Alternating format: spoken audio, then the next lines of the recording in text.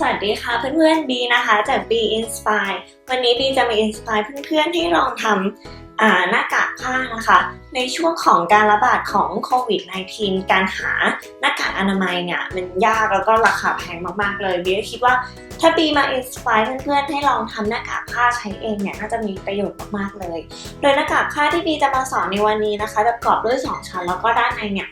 จะมีช่องใส่ฟิลเตอร์ด้วยก็ถ้าใครสามารถหาซื้อฟิลเตอร์ได้ก็สามารถนำมาใส่ในช่องนี้ก็จะช่วยลดความเสี่ยงในการติดไวรัสโควิด -19 ได้อีกประมาณหนึ่งค่ะแต่บีขอแนะนำไว้ก่อนเลยนะคะว่าหน้ากากผ้าแบบเพียวๆแบบไม่มีฟิลเตอร์เนี่ยลดความเสี่ยงในการติดเชื้อไวรัสได้ไม่ 100% เลยเพราะฉะนั้นเนี่ยคนที่อยู่ในกลุ่มเสี่ยงบีไม่แนะนำให้ใช้เป็นหน้ากากผ้าแต่เหมาะสำหรับกับคนที่ไม่สามารถหาหน้ากากอนามัยได้แล้วก็ไม่อยู่ในกลุ่มเสี่ยงหรือไม่ใกล้ชิดกับกลุ่มเสี่ยงนะคะพี่คิดว่าเพื่อนๆทุกคนคงอยากจะลองทำแล้วเนาะแล้วเราไปเริ่มกันเลยดีกว่าค่ะสำหรับอุปกรณ์ที่จะใช้ในวันนี้นะคะจะประกอบด้วยแพทเทิร์นซึ่งเพื่อนๆสามารถดาวน์โหลดแพทเทิร์นฟรีได้จาก description ด้านล่างนี้เลยนะคะอุปกรณ์ชิ้นถัดไปนะคะก็จะเป็นผ้าขนาด 20x30 เซนติเมตรจำนวน 3 ผืนค่ะเข็มด้ายจากเย็บผ้าปากกาเขียนผ้าซึ่งวันนี้บีใช้เป็นปากกาที่สามารถซักออกได้นะคะซึ่งทำให้ง่ายต่อการใช้งานค่ะกรรไกรแล้วก็ยางยืดค่ะถ้าอุปกรณ์พร้อมแล้วเราก็ลงมือทำกันเลยดีกว่าค่ะโดยในขั้นตอนแรกนะคะจะเป็นการตัดผ้าตามแพทเทิร์นค่ะโดยแพทเทิร์นที่บีได้ให้ไว้เนี่ยจะมี2ชิ้นด้วยกันชิ้นใหญ่จะเป็นแพทเทิร์นสำหรับหน้ากากชิ้นนอกแล้วก็ชิ้นในนะคะส่วนแพทเทิร์นชิ้นเล็กจะเป็นแพทเทิร์นสำหรับที่ใส่แผ่นกรองค่ะตามนี้เลยโดยหน้ากากชิ้นนอกนะคะบีจะใช้เป็นผ้าลายดอกไม้และชิ้นในบีจะใช้เป็นผ้าสีฟ้าค่ะส่วนช่องใส่ฟิลเตอร์บีจะใช้เป็นผ้าสีฟ้าลายทางค่ะโดยจะนำแพทเทิร์นนะคะมาใช้เป็นแบบในการวาดลงไปบนผ้าที่เราต้องการค่ะซึ่งบีจะใช้ปากกาเขียนผ้าในการวาดลงไปบนผ้าค่ะ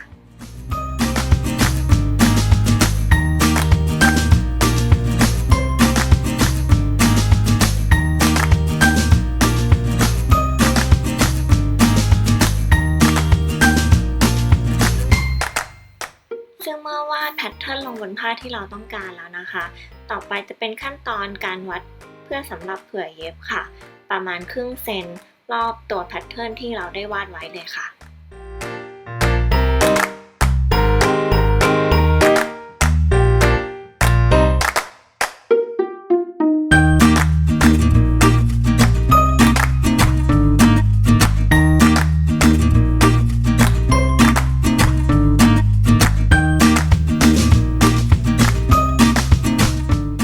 จากนั้นนะคะก็จะเป็นขั้นตอนการตัดแพทเทิร์นออกมาแล้ว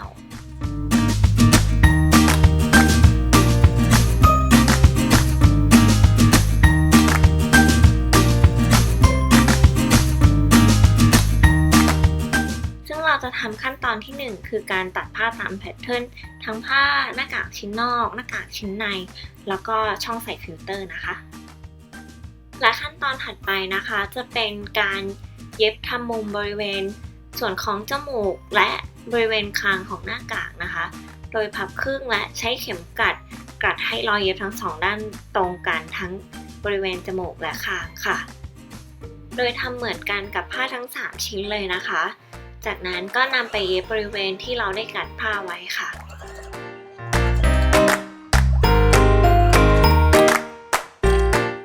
จากนั้นนะคะเราก็นำผ้าทั้ง3ชิ้นที่เย็บเรียบร้อยแล้วเนี่ยมาใช้กรรไกรคลิปบริเวณมุมของทั้ง2เพื่อไม่ให้เกิดการรั้งของผ้าค่ะและนำไปรีดแบบตะเข็บให้เรียบร้อยค่ะขั้นตอนที่3นะคะจะเป็นการเย็บขอบของช่องใส่ฟิลเตอร์ค่ะทำบริเวณทั้ง2ด้านของช่องใส่ฟิลเตอร์เลยนะคะโดยทำการพับ2ตลบแล้วก็รีดค่ะจากนั้นนะคะใช้เข็มหมุดกลัดให้เรียบร้อย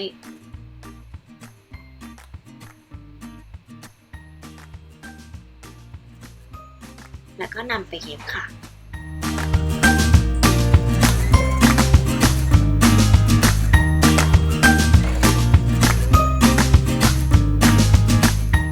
ขั้นตอนที่4นะคะจะเป็นการเย็บชิ้นส่วนของหน้ากากทั้ง3ชิ้นเข้าด้วยกันค่ะโดยเริ่มจากการนำผ้าชิ้นนอกหันด้านถูกขึ้นตามด้วยการวาง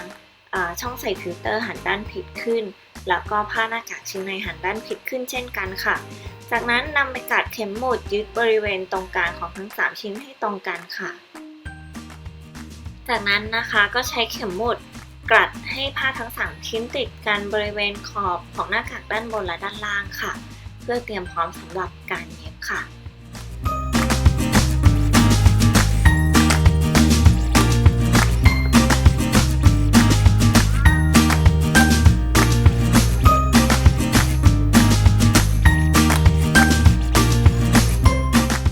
ขั้นตอนที่5นะคะจะเป็นขั้นตอนการกลับผ้าหันด้านถูกออกมาค่ะ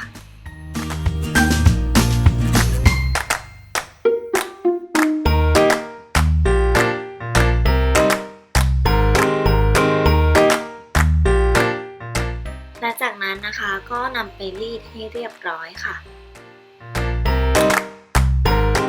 แล้วมาถึงขั้นตอนสุดท้ายแล้วนะคะคือการทำที่เกี่ยวหูค่ะก่อนอื่นเลยคือพับด้านลุยของขอบหน้ากากทั้ง2ข้างเข้าไปก่อน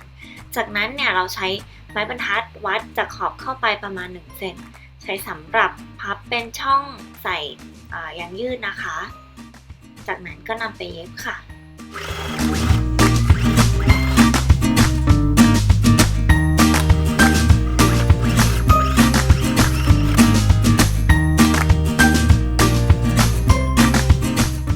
เมื่อเย็บช่องใส่ยางยืดเรียบร้อยแล้วนะคะต่อไปก็จะนำยางยืดใส่เข้าไปในหัวนั้นค่ะโดยอันนี้บีใช้เป็นเหมือนที่ใส่ไหมขัดฟันนะคะแต่ว่าถ้าใครไม่มีก็ใช้เป็นเหมือนกิ๊บหนีบผมในการสอดเข้าไปในช่องได้ค่ะจากนั้นนะคะก็ใช้ยางยืดใส่เข้าไปแล้วก็มัดให้เรียบร้อยค่ะ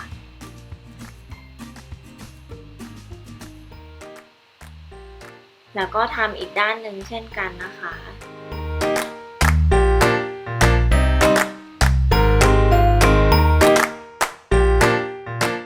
และในที่สุดนะคะเราก็ทำหน้ากากผ้าออกมาสำเร็จเรียบร้อยแล้ว